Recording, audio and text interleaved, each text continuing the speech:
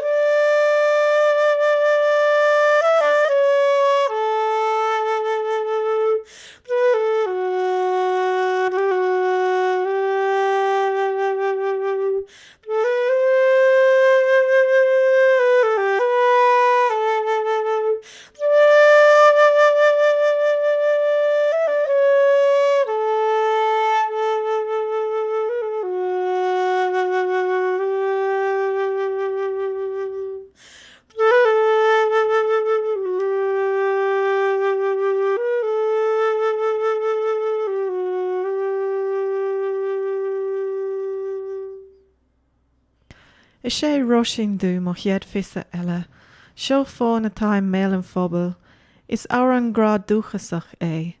Díirte go aineo é inné níon íonéal, agus is dócha gurb as an séo héis déag é. Fuoi dhearú camú é le linn ré cóirí agus is sonan roisin dú agus dhéireann.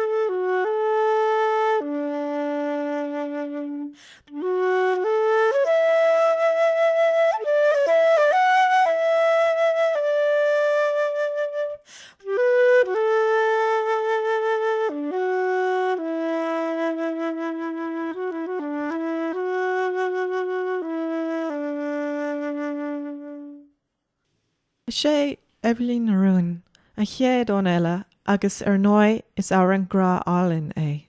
Beidir an táran sinne da bhfuil agin in éireann. Scríú an Commodóir agus Clair Seoránach Carol O'Daly é sa bhliain 386. Bhí sé an ngrá le Evelyn ach rinne chathair a cleannas le fear eile. Tháinig Carol ar an oíche roimh an fosú agus dúirt sé léithí an táran seo. Thit sí an ngrá leis agus déalaí siad.